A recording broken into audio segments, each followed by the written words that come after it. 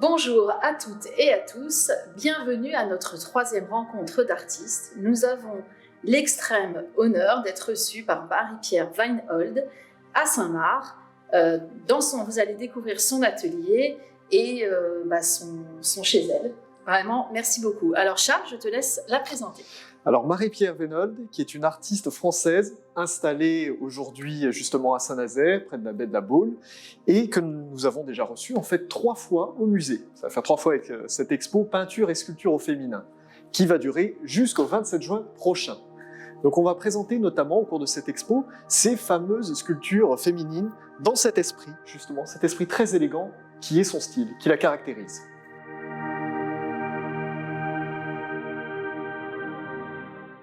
Mon parcours artistique est, peut-être devrais-je commencer par le coup de foudre que j'ai eu en me promenant sur la Castellana à Madrid.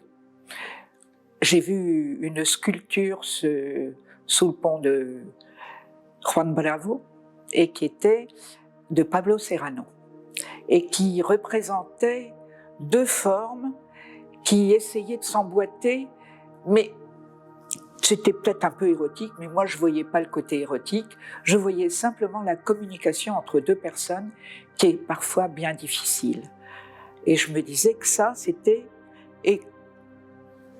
ça représentait un peu ce que je vivais, c'était un peu mon vécu. Et donc je me suis dit à partir de là, je crois qu'il faut que je fasse de la sculpture pour exprimer ce que je ressens. J'étais plutôt introvertie, donc je me disais que ça me permettrait de m'exprimer. Et j'ai cherché partout des profs. À l'époque, il n'y en avait pas.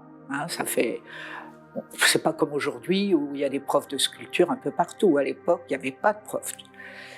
Et donc j'ai eu la chance au Portugal de faire une rencontre merveilleuse qui était mon amie Claudine, qui est devenue mon amie, ma grande amie, qui est malheureusement décédée il y a 1 mois, et qui m'a fait rencontrer le maître Martins Correia, qui a été donc mon maître à sculpter. C'était un homme absolument extraordinaire qui m'a dit, en rentrant dans l'atelier, tu feras, je te donne pas de cours, tu regardes autour de toi, et quand je verrai quelque chose qui me plaît pas, je te dirai stop, tu ramènes ça chez toi.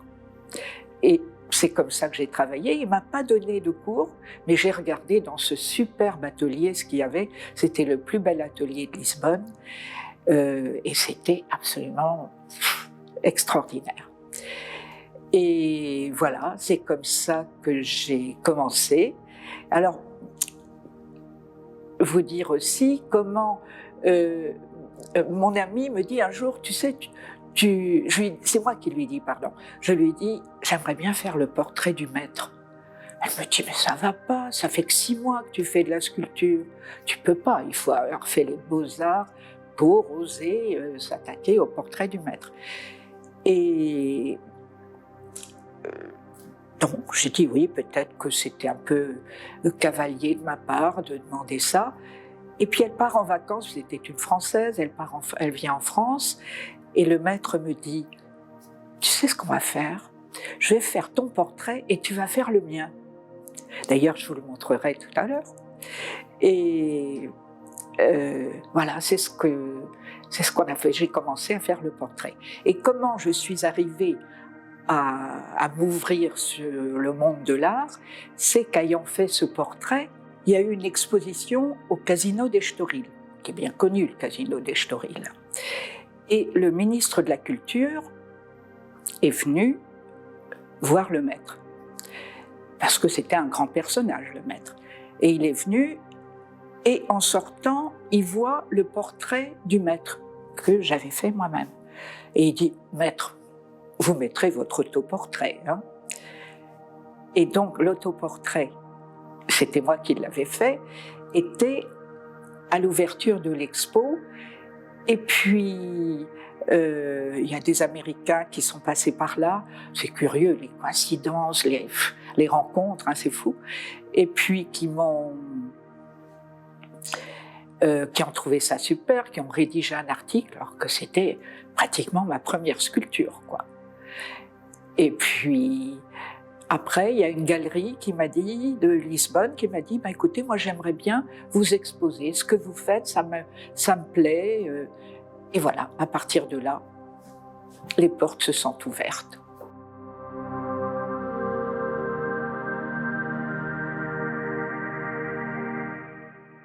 Les femmes ont beaucoup de choses à dire et que, au travers de mes sculptures, bon, sont, comme je vous disais tout à l'heure, des émotions, mais elle s'impose, la femme. Elle doit s'imposer. Et je pense que c'est un peu ce que j'ai envie de transmettre. La femme, elle est extraordinaire et elle est élégante.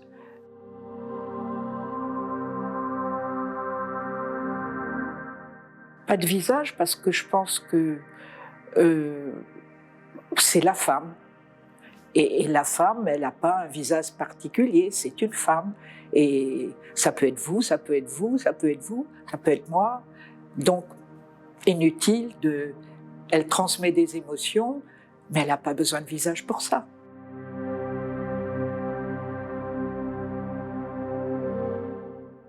Alors ça, c'est une question un peu délicate, parce que c'est pas moi qui l'ai choisi, c'est Louis-Marie.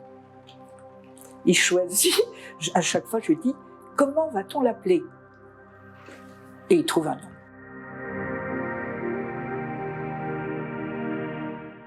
Celui qui m'a marqué le plus, bon, comme tous les sculpteurs, c'est Henri Moore.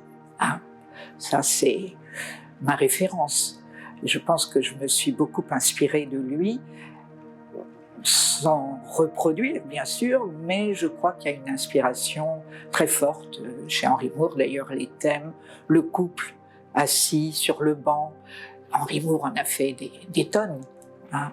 Et donc, je crois qu'il m'a inspirée. Moi, je suis plus stricte dans les lignes, mais due au maître, qui voulait absolument que ce soit... D'ailleurs, je vous montrerai des tableaux du maître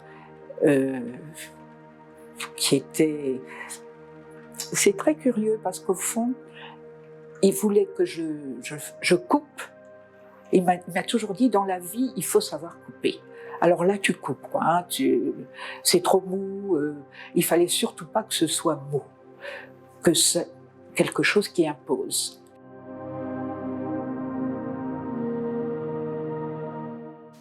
Un peu décalé, peut-être. Je ne suis pas dans l'abstrait, je ne suis pas dans le figuratif. Et oui, peut-être je suis dans l'esthétique, l'harmonie, que j'essaie. Je ne dis pas que je le sois vraiment, mais que je le suis. Vraiment, oui, enfin voilà. Mais voilà, je me sens un petit peu décalée par rapport à l'art d'aujourd'hui.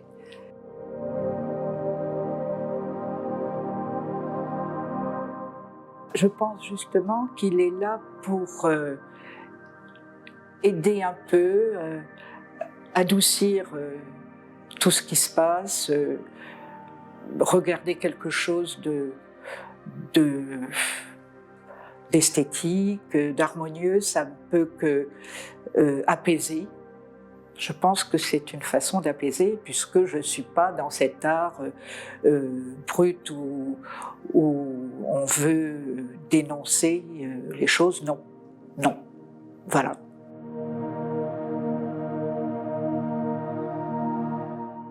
Oh, le musée, c'est un espace exceptionnel. J'en parle des amis à l'étranger, je dis, si vous voyez ce musée, mais c'est extraordinaire. La chance qu'on a de pouvoir exposer sur une terrasse, quoi. Moi, je préfère exposer sur une terrasse que d'exposer à l'intérieur. Je trouve que les œuvres communient avec la nature, la mer, je trouve ça merveilleux. Et grâce à vous tous, j'ai encore une opportunité.